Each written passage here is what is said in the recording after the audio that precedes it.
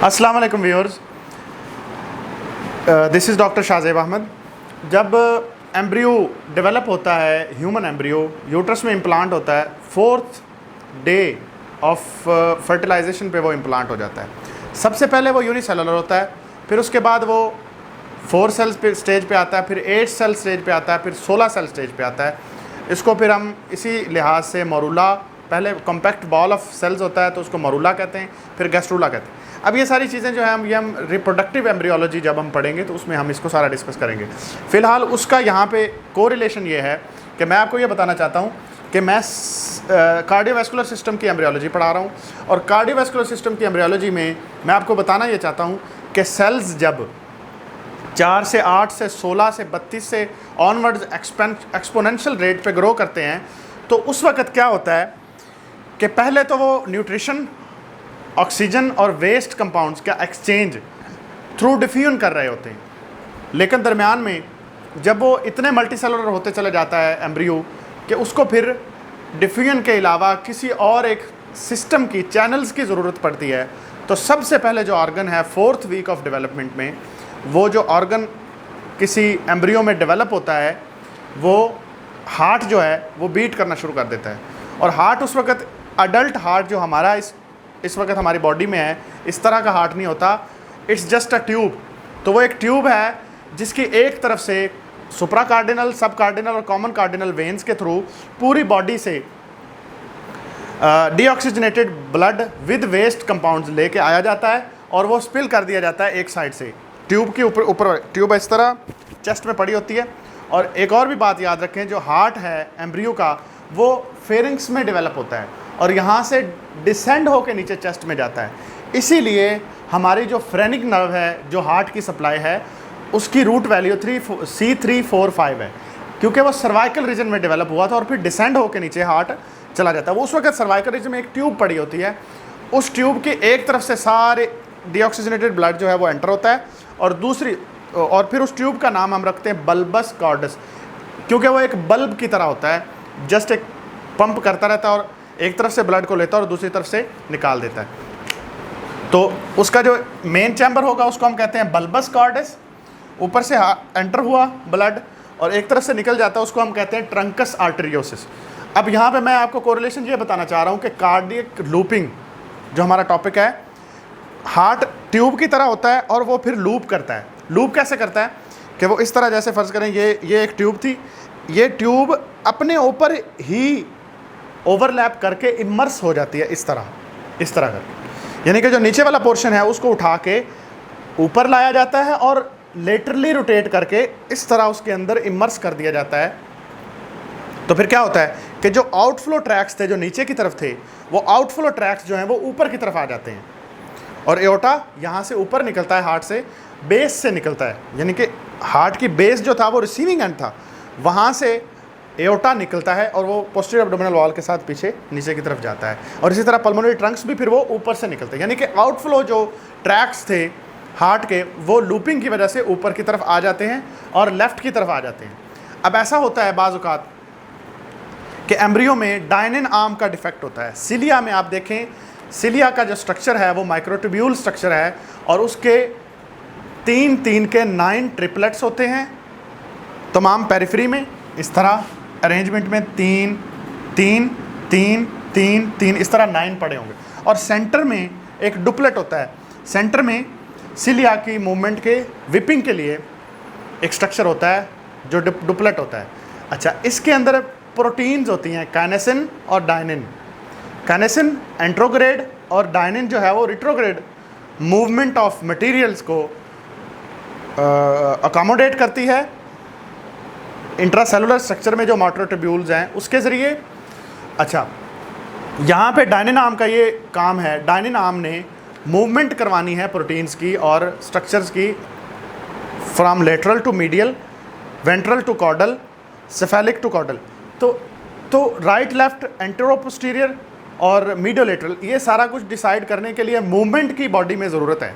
तो जब हार्ट की ऐसी ट्यूब बनी है, इसकी मूवमेंट्स भी करवाने के लिए हमें ज़रूरत होगी डायनिन आर्म की, जो ATPase को यूज़ करता है और उसके अंदर एक दो ग्लोबुलर प्रोटीन्स पड़ी हैं, उनके दरमियान एक कनेक्शन है, और उसके वो जो कनेक्शन है वो डाइनिन आर्म है। वो जब ATPase को यूज़ करेगा तो वो फिर उन प्रोटीन्स को इस तरह विप लाइक मोशन देता है, और उससे फिर आगे वो जो ग्लोबुलर प्रोटीन है वो एक जगह से दूसरी जगह मूव करती है।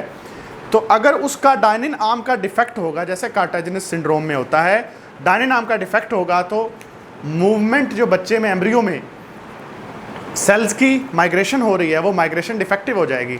तो यानी कि फिर कार्डिक लूपिंग, जैसे हमने इसको अपवर्ड और लेफ्टवर्ड ऐसे मूव करवाना था, वो अपवर्ड और लेफ्टवर्ड नहीं जाएगा, बल्कि वो उसी तरह पड़ा रहेगा। अपवर्ड तो आएगा लेकिन वो राइटवर्ड चला जाएगा। तो साइटस इन्वर्सस का ये मतलब फिर हम करते हैं कि जो normal chest embryology, chest anatomy में लेफ्ट साइड पे चीज़ें पड़ी होती हैं वो राइट साइड पे रह जाती हैं, यानी कि हार्ट जो है वो फिर राइट साइड पे हो जाए, डेक्स्ट्रोकार्डिया उसको हो जाता है। दूसरा, सीलिया के डिफेक्टिव होने की वजह से उसको म्यूकोसिलरी मैकेनिज्म उसका ख़राब हो जाता है, तो लंग्स में भी प्रॉब्लम आती है, इन्फिल्ट्रिटी आती है, क्योंकि सीलिया होते हैं, जो फेलोपियन ट्यूब्स हैं उसके अंदर सीलिया होते हैं, और वो सारे के सारे सीलिया जो हैं वो movement of embryo, egg plus जो स्पर्म्स आ रहे होते हैं उनकी मूवमेंट के लिए बहुत ज़रूरी होती है। तो साइटस इन्वर्सस हो जाता है कार्टाजिनस सिंड्रोम में, डेक्स्ट्रोकार्डिया, और उसका यहाँ पे बस इतनी इम्प्लीकेशन है। उसके बाद हम देखना ये चाहते हैं सेप्टेशन ऑफ चैम्बर्स। चैम्बर्स को सेपरेट कैसे किया जाता है। अभी हम सबसे पहले दो एट्रिया के दरमियान इंटर एट्रियल जो सेप्टम है इसको देखने जा रहे हैं। सबसे पहले आप यहाँ पे देखिए, सेप्टम प्राइमम जो है वो डेवलप होता है। सेप्टम प्राइमम के अंदर जब ये ऊपर से नीचे की तरफ डेवलप होना शुरू होता है तो आगे नीचे की तरफ एक ओपनिंग, नीचे यहाँ पे एंडोकार्डियल कुशन है, ये एंडोकार्डियल कुशन पड़ा है, ये न्यूरल क्रस्ट सेल का डेरिवेटिव है और यहाँ पे भी ऐसे मौजूद होता है। जब ये ऊपर से नीचे की तरफ डेवलप होना शुरू करता है तो यहाँ नीचे एक डेफिशिएंसी होती है जिसको हम फोरामेन प्राइमम कहते हैं। प्राइमम का मतलब पहला और फोरामेन का मतलब रास्ता। तो ऐसा रास्ता जो पहले से मौजूद था जब ऊपर से सेप्टम प्राइमम डेवलप हो रहा था, फिर क्या होता है, ये फिर नीचे की तरफ एंड चलता चला जाता है, और प्रेशर की वजह से, राइट टू लेफ्ट शंट की वजह से, क्योंकि एम्ब्रियोलॉजिकली राइट साइड पे जो हार्ट है उसको, राइट हार्ट को आगे बहुत ज़्यादा रेजिस्टेंस फील होती है, क्योंकि लंग्स जो हैं वो इन्फ्लेट नहीं हो रहे होते और वो हाई प्रेशर साइड होती है। तो इसलिए तमाम ब्लड जो राइट साइड से आ रहा होता है उसको शंट करना होता है हमने लेफ़्ट साइड की तरफ। तो लेफ़्ट साइड पे शंट करने के लिए ये जो हाई प्रेशर है इसके ऊपर, वो एक नीचे सेप्टम प्राइमम तो होता ही है, सॉरी फोरामेन प्राइमम नीचे तो होता ही है, लेकिन ऊपर प्रेशर की वजह से एक फोरामेन सेकेंडम भी प्रोड्यूस हो जाता है। किसके अंदर? सेप्टम प्राइमम, पहले सेप्टम के अंदर दो फोरामेना बनते हैं। एक जो पहले से फोरामेन मौजूद होता है, पहले से जो डेफिशिएंसी होती है उसको फोरामेन प्राइमम कहते हैं, फिर फोरामेन सेकेंडम उसके साथ डेवलप होता है। उसके बाद जब थोड़ा सा बच्चा सेकंड थर्ड ट्राइमेस्टर में जाता है तो उस वक्त अल्लाह पाक एक सेप्टम सेकेंडम डेवलप करवाते हैं। वो जो सेप्टम सेकेंडम डेवलप होता है वो इस तरह डेवलप होता है कि वो इसके ऊपर आके वेल्व की तरह ओवरलैप इसको कर लेता है, ये जो फोरामेन, और ये ओब्लिटरेट कर जाता है। यहाँ से ये सेप्टम प्राइमम एंडोकार्डियल कुशन को मीट कर लेगा और फिर ये जो है सेप्टम सेकेंडम इसके ऊपर एक वेल्व की तरह काम करेगा और इसके ऊपर आके लग जाएगा। अब होता यूँ है कि जब राइट साइड पे प्रेशर बढ़ेगा तो इसमें से फ़्लो गुजर जाएगा, लेकिन जब लेफ़्ट हाइट का प्रेशर आएगा, लेफ़्ट साइड का प्रेशर रेज होगा तो ये इसके ऊपर चिपक जाएगा, और इसके चिपकने की वजह से फिर जब पोस्ट यूट्राइन लाइफ में, न्यूनेटल लाइफ में, अडल्ट लाइफ में ये सारा का सारा ये फोरामेन ओवेली जो है ये फोसा ओवेलस के तौर पे, एक फोसा के तौर पे नज़र तो आता है वहाँ पे एनाटॉमिकली, लेकिन इसके ये दोनों एक दूसरे के ऊपर फाइब्रोज हो जाते हैं और इसके अंदर से कुछ नहीं गुजरता। लेकिन बाज़ औक़ात ऐसा होता है कि most common cause of right to left shunting या पैराडॉक्सिकल एम्बुलाई, मैं बताता हूँ पैराडॉक्सिकल एम्बुलाई क्या होते हैं, कि सारा बॉडी से जो वीनस रिटर्न है वो राइट हार्ट पे आता है और राइट हार्ट में से आगे लेफ़्ट हार्ट में चला जाता है और वहाँ से पल्मोनरी ट्रंक। लेकिन अगर ऐसा हो कि यहाँ पे फोरामेन ओवेली जो है ये पेटेंट रह जाए, किसी वजह से बच्चा जो है प्री मेच्योर हो या उसको जो है ऑक्सीजन पोस्ट यूट्राइन लाइफ में ऑक्सीजनेशन बहुत अच्छी ना हो, तो फिर पूरी तरह से लंग्स खुल नहीं पाते और रेस्पिरेटरी डिस्ट्रेस में जैसे होता है बच्चा, तो कुछ भी कई लंग्स की कॉजेज़ होती है जिसमें से पूरी तरह ये खुल नहीं पाता और फिर जो है ये एक दूसरे के ऊपर चिपक के फाइब्रोज नहीं होते बल्कि इनके दरमियान जगह रह जाती है। तो फिर क्या होता है कि जो वीनस रिटर्न राइट साइड पे आया उसमें से कोई एम्बोलस, डीप वेनस थ्रोम्बोसिस का छोटा मोटा एम्बोलस जो है वो अगर यहाँ पे डीप वेन्स में से आ जाएगा तो वो यहाँ से क्रॉस करके लेफ्ट हार्ट में जा सकता है और लेफ्ट हार्ट से फिर वो जो आर्टीरियल सर्कुलेशन है उसके अंदर जाके सेरेब्रल स्ट्रोक करवा सकता है, हार्ट में जा सकता है, पेरिफेरल वेसल में वो एम्बोलस जाके कहीं भी जो है ना आर्टरी को ब्लॉक कर सकता है और उसका एरिया ऑफ डिस्ट्रीब्यूशन को इस्कीमिक कर सकता है। तो ये हमने समझ लिया कि जो चैम्बर्स की सेप्टेशन कैसे होती है और उसकी जो मोस्ट कॉमन अनामली है वो पेटेंट फोरामेन ओवेली है, और सेकंड मोस्ट कॉमन उसके बाद आती है वो एट्रियल सेप्टल डिफेक्ट। उसमें फोरामेन ओवेली का पेटेंट होने का ये मतलब है कि दोनों आपस में, दोनों सेप्टम बने थे लेकिन जुड़ नहीं पाए। लेकिन जो एट्रियल सेप्टल डिफेक्ट है उसमें यह है कि ये वॉल एट्रिटिक रह गई, इस वॉल ने डेवलप ही नहीं किया, इसका डिसजेनेसिस हो गया। आगे हम देखते हैं वेंट्रिकल्स। वेंट्रिकल्स में हम एक तो चैम्बर पूरा बना हुआ है हार्ट का, जो पहले से ट्यूब थी उसने लूपिंग की और वो वेंट्रिकल बन गया। अब वेंट्रिकल के 3 पोर्शन, मस्कुलर इंटरवेंट्रिकुलर सेप्टम जो है वो मसल्स के अंदर से ही रिजिस बनती हैं और वो फिर मस्कुलर इंटरवेंट्रिकुलर सेप्टम बना देते हैं। जो मेम्ब्रेनस इंटरवेंट्रिकुलर सेप्टम है वो कैसे बनता है वो हम देखते हैं। हार्ट के अंदर एक एंडोकार्डियल कुशन है जो न्यूरल क्रेस्ट सेल का डेरिवेटिव है, one of the derivatives of neural crest cells. Neural crest cells जो है वो माइग्रेट करते हैं और यहाँ पे आके एट्रिया और वेंट्रिकल के दरमियान एक इस तरह का रिंग टाइप इस तरह का स्ट्रक्चर बना लेते हैं। अब होता यह है कि इसमें से ऊपर ये खुद एक फाइब्रोज हो के एक तो ये एट्रिया और वेंट्रिकल के दरमियान एट्रियो वेंट्रिकुलर सेप्टा बनाएंगे।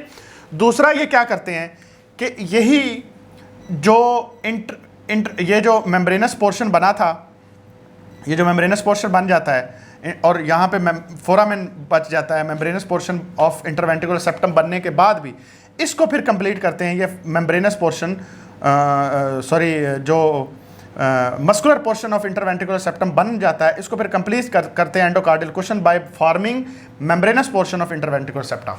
ठीक है, और अगर ये डेफिशिएंट रह जाएं तो फिर हमारे पास एनॉमली आती है VSD, वेंट्रिकुलर सेप्टल डिफेक्ट, जो कि मोस्ट कॉमन एनॉमली है बच्चों में इंटरवेंट्रिकुलर सेप्टम की। ठीक है, मस्कुलर इंटरवेंट्रिकुलर सेप्टम जो है वो हार्ट के चैम्बर से इटसेल्फ बनता है और मेम्ब्रेनस सेप्टम जो है वो एंडोकार्डियल कुशन की डेवलपमेंट से, एंडोकार्डियल कुशन नीचे को आते हैं उसी से बनता है। और याद रखिए आगे मैं आपको पढ़ाऊंगा कि जो एओर्टा और पल्मोनरी वेल्व्स हैं वो भी इसी एंडोकार्डियल कुशन से ही डेवलप होते हैं। अच्छा, अब तीसरी हम इसमें बात ये करना चाह रहे हैं कि इसके जो आउटफ्लो ट्रैक्स हैं, आउटफ्लो ट्रैक कैसे बनता है, उसके अंदर भी न्यूरल क्रेस्ट सेल के डेरिवेटिव्स जो हैं, जिस तरह यहाँ पे एंडोकार्डियल कुशन में आए थे वो उसी तरह जो हार्ट की लूपिंग है, हार्ट की जो ट्यूब है पूरी नीचे को, तो एंडोकार्डियल कुशन आके रिजाइड करता है एक तो हार्ट के सेंटर में, उसका स्केलेटन ऑफ द हार्ट बनाता है। दूसरा उसी तरह वो जो ये बल्बस कॉर्डस है, सेंटर में जो बल्ब है, इसके अंदर भी रिजिज होती हैं दोनों साइड पे। और फिर जो ट्रंकस आर्टेरियोसिस, ट्रंक का मतलब हो गया आर्टरी वाला ट्रंक यानी कि आउटफ्लो ट्रैक, उसके अंदर भी रिजिज होती हैं। तो बल्बर रिजिज और ट्रंकल रिजिज, यहाँ पे मैंने लिखा हुआ है ट्रंक, एओर्टिक ट्रंक की रिजिज और बल्बर रिजिज जो होती हैं, ये रिजिज क्या करती हैं, ये रिजिज फिर एक दूसरे की तरफ ग्रो करना शुरू करती है, जस्ट लाइक जैसे ये सेप्टम प्राइमम ने ग्रो करना शुरू किया, सेप्टम सेकेंडम ने, इसी तरह फिर एक दूसरे की तरफ ये। और याद रखिए ये सेप्टम, ये मैं 2D फॉर्म में, 2D इमेज में तो मैंने इसको आपको इस तरह डेफिशिएंसी दिखाई है। ये एक्चुअली जो सेप्टम में 2D नहीं होता, ऐसे होता है जैसे कपड़े के अंदर एक ओवल सुराख होता है ना, जो फोसा ओवेलस है या फोरामेन ओवेलस है वो एक ओवल सुराख है।